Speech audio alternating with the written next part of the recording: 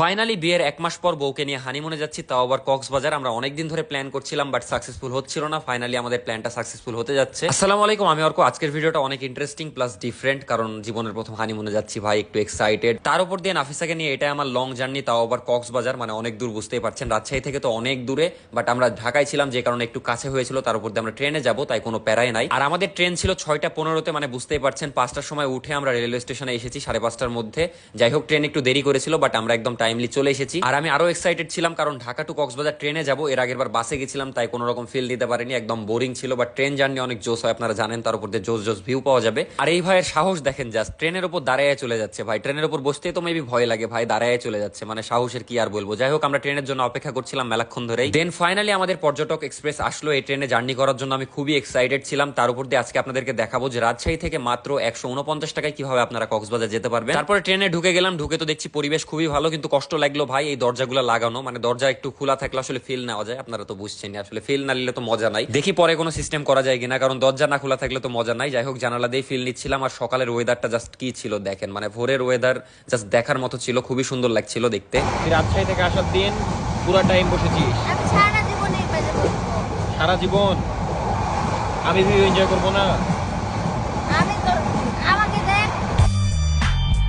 নাফিসা আমাকে জানালার পাশে সিট না দিলেও কি হয়েছে, দরজা দেখছে এদিকে চিচিং ফাঁক হয়ে গেছে, মানে খুলে গেছে ভাই। আমার তো দেখে জান শান্তি হয়ে গেছে, কারণ এখন ভিউ এনজয় করতে পারবো এখানে বসে বসে। তারপর দেখছি এখানে একটা বসার জায়গাও আছে ভাই। আমার তো পুরো ঈদ লেগে গেছে, মানে আমার খুবই ভালো লাগছিল এখানে বসে থেকে একদম এরকম ভিউ এনজয় করতে। আর ট্রেনের এই ভাইগুলোর জন্য আমার ট্রেন জার্নি অনেক স্পেশাল হয়ে গেছিল, মানে ভাইরা আমাকে অনেক হেল্প করেছে, যে কারণে আমার মানে খুবই ভালো লেগেছে আর কি। তারপর দেখতে দেখতে আমরা কুমিল্লাও পৌঁছে গেলাম। এটা হলো কুমিল্লা স্টেশন। জীবনে একবারই কুমিল্লা এসেছিলাম, তাও আবার বাসে, ট্রেনে কখনো আসিনি। তাও ত্রাণ দিতে এসেছিলাম, যে কারণে ঘোরার কোনো সুযোগ ছিল না, জাস্ট ত্রাণ দিয়েছি, চলে গেছি। আর এই ট্রেনের সিটগুলো অনেক কমফোর্টেবল ছিল, খুবই ভালো লাগছিল এই ট্রেনের সিটে বসে জার্নি করতে। আর আমরা যেহেতু একদম ভোরে বের হয়েছিলাম 5টার দিকে, আমরা নাস্তা করে বের হতে পারিনি। ট্রেনে খুবই ক্ষুধা লেগে গেছিল 10টা 11টার দিকে, তাই আমরা এটা ট্রাই করেছিলাম। আমি শুনলাম যে এটাই নাকি ভালো, জেলি ব্রেডটা। আপনারা এটাই ট্রাই করবেন, অন্যগুলা একটু খারাপ লাগতেও পারে, বাট এটা ভালো ছিল আসলে। কিন্তু ট্রেন জার্নির বেস্ট মোমেন্ট ছিল আমার কাছে এটা, আমার জীবনের প্রথম পাহাড় দেখা, তাও আবার নিজের চোখে। খুবই সুন্দর লাগছিল এই ভিউটা।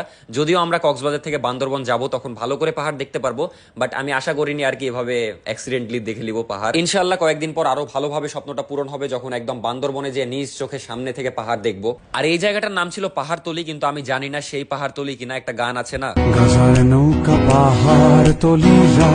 আর আমাদের ভাগ্যও কি ভালো দেখেন, এই ঐতিহাসিক জায়গায় দাঁড়িয়ে গেছে। আমরা একটু এখানে ক্লিপ টিপ নিচ্ছিলাম, খুবই ভালো লাগছিল। আর আমার পিছের ওই ভাইটাও কিন্তু রাজশাহীর। এই জায়গার নাম পাহাড়তলি।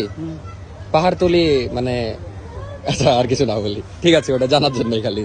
তারপরে আমরা কিছুক্ষণ পরে চট্টগ্রাম স্টেশনে দাঁড়িয়েছিলাম, এখান থেকে কিছু খাবার নিয়েছিলাম নাফিসার জন্য। তারপরে এই ভাইকে কে কে চিনেন একটু কমেন্টে জানাবেন। আমি তো চিনি, আপনারা চিনেন নাকি কমেন্টে জানাবেন। তারপরে আবার আমাদের ট্রেন জার্নি শুরু হয়। আর এই নদীটা আমার কাছে খুবই সুন্দর লেগেছে। এটা যতদূর সম্ভব ভৈরব নদী নাম ছিল, কারণ আমি দেখলাম ভৈরব বাজার সাইডে, তো এটা ভৈরব নদী হতে পারে। ট্রেনের চিকেন বিরিয়ানি কেমন লাগছে?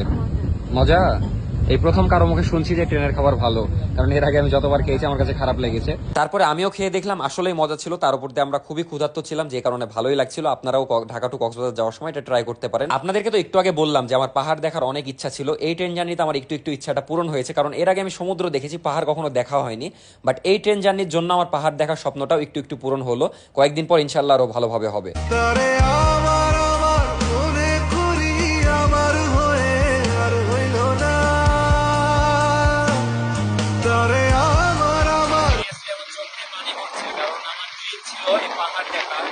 যদিও 2 দিন পর বান্দরবন যাবো, তখন আরো ভালো করে দেখা হবে। বাট এতটুকু দেখতে পেরে আমার মানে আজকে ইমোশনাল হয়ে গেছে, কারণ অল টাইম ভিডিওতে দেখতাম পাহাড় পাহাড়, আজকে রিয়েল লাইফে দেখছি, মানে আমার সত্যি কথা একটা ইচ্ছা পূরণ হলো। Sorry for bad sound quality, but আমার ইমোশনটা একদম সত্যি ছিল, কারণ পাহাড় দেখতে আমার খুবই ভালো লাগছিল।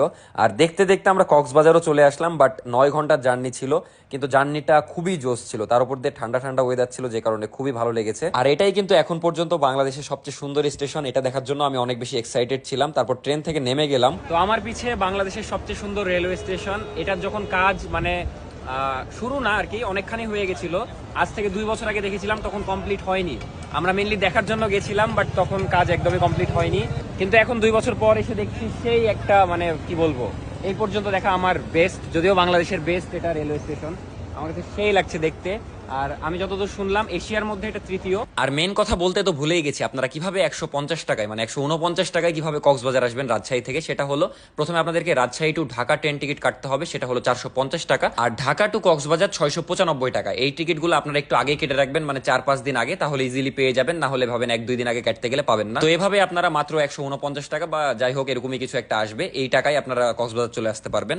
অনেক লং একটা জার্নি করতে হলো, সেই সকাল 6টা থেকে এই 3টার সময় পৌঁছালাম। তো এখন যে আমরা হোটেলে উঠবো, দেন হালকা পাতলা ঘুরবো, দেন আজকের এটাই, নাথিং স্পেশাল। দেন কালকে ভালো মতো ঘোরার ট্রাই করবো।